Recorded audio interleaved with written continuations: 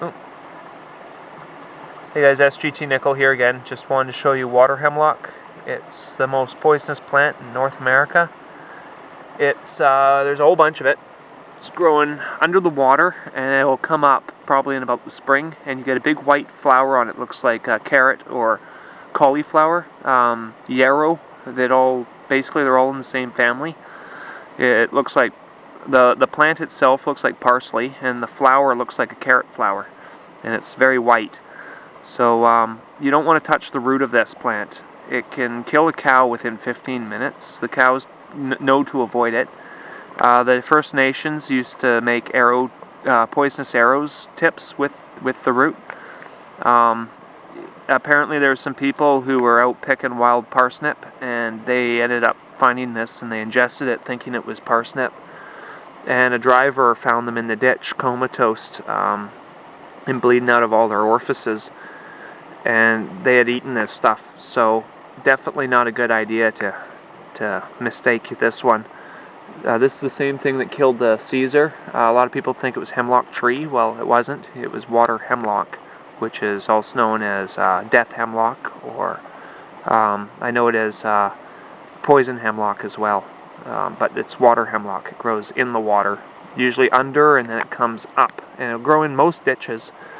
So yeah, it's a very harmless looking plant, but it's okay to touch more or less, but you don't want to be, it's just not something to fuck around with. So if you do end up touching it, you know it, wash your hands. But really, it's mostly the root that's the toxic part. The flower and the leaves, of course, don't eat them. I recommend try not to touch them, but it's really the root that's the actual toxic part of it. But that there is the most toxic plant in North America. So I think it's a very important one to know. There's a lot of it down there. It's grown all along the edge here.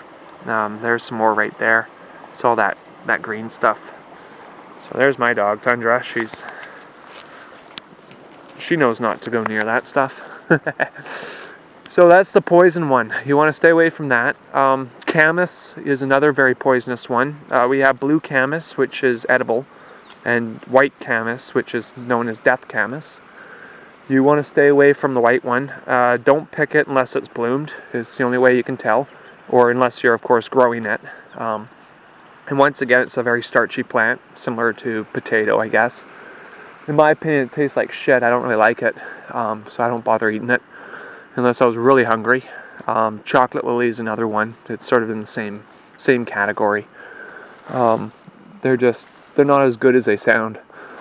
This is a beaver lake. The beavers are very active here, so I'm hoping we'll get a little glimpse of one when we get out to the point. Usually I see them crossing around this time. So this is Lachlan Lake. We have bulrush and cattails. And with the cattails is another edible plant. So those guys over there. What you would do with them is you pull them up until you get the root. And once again, it's like the sword fern. You need to clean the root off, and you can boil it, and it's very much like potato. But it's a lot of work for the food you're getting, so just something to keep in mind. It's better to get it summer. It's fucking cold. You don't want to go out there right now and be wading out in the water to get a potato. But however, like for instance that one right there that I could grab, it's right there.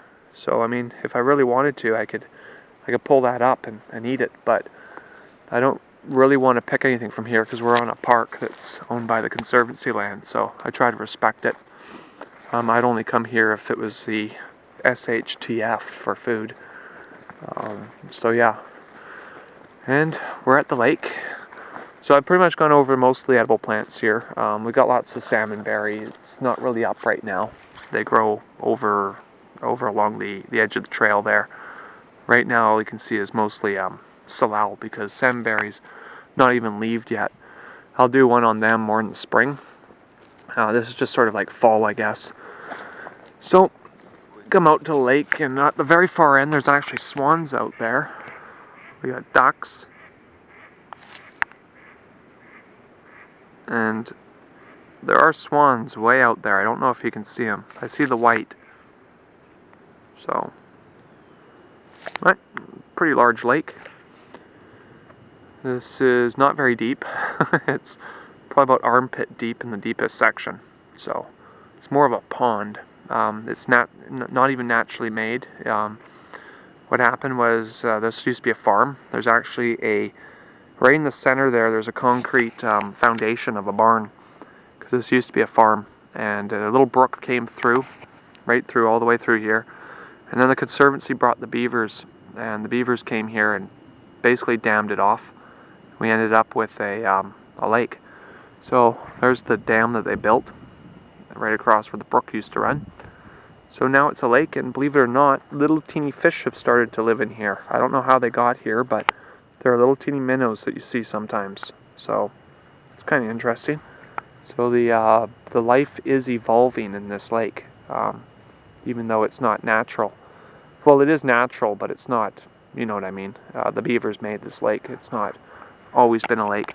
The Conservancy lie. They like to say that this is a glacier runoff or something. They're trying to claim that this is old glacier water, but that's a crock of shit. This just came from rain. If they think okay, let's just put it this way. The ice in the ice caps are melting, therefore it rains, and it rains here, and then sure, okay, yeah, this is glacier water. What a bunch of fucking idiots. So anyway, sorry, I just had to say that. I think that, yeah, they talk a lot and they don't really know what they're talking about. So anyway, this is just Lochin Lake, and like I said, there's the just a few of the edible plants. Just thought it was kind of interesting. Often there's eagles up there if you come in the afternoon. So, oh yeah, and there's turtles that live in this lake as well. They came from my place, I'm pretty sure of it. The boss my boss friend and mentor, he owns the property I'm living on, and he had a roommate that had a bunch of turtles that released them in his ponds, and we've got a few of them still there, and then they migrated over here because it's just a short walking distance from my place.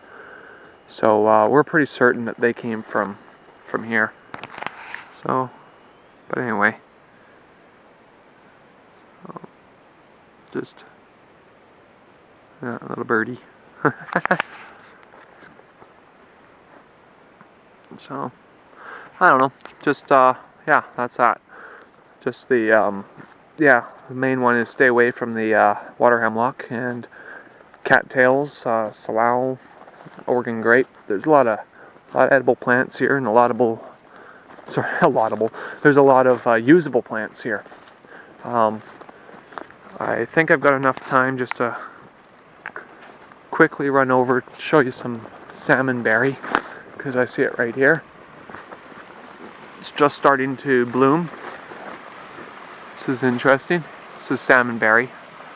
There's a very good berry on it, and it's just starting to bud. So those are really good berries. They're similar to blackberry and raspberry, sort of smushed between. Not as tart as raspberry. This is another salmonberry bush. It's a little older and might be dead, actually. No, it's not. It's got a little bit of life here on the end. Oh no, it doesn't. I'm hallucinating. Those are just busted ends. Yeah, this one's dead. But there's a lot. There's ocean spray over there. That's that one right there.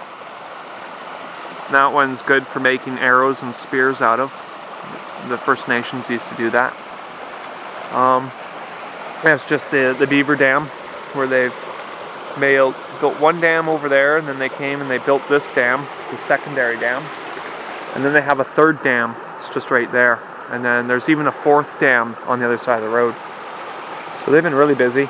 The frogs and salamanders and newts are very busy in here. And of course we got the turtles and beaver. We got lots of ducks, 2 swans over there. They came a little closer. I don't know if you'll be able to see them still. I can see them with my naked eye. There, you see that white spot, 2 of them. Those are swans. I wish I had higher zoom. But, yeah. So this is just one of the little walks I come to. Tundra and I, usually needs her exercise after work, so we often frequent here, and thought I'd just show some of the native plants that are edible here. So anyway, that's that.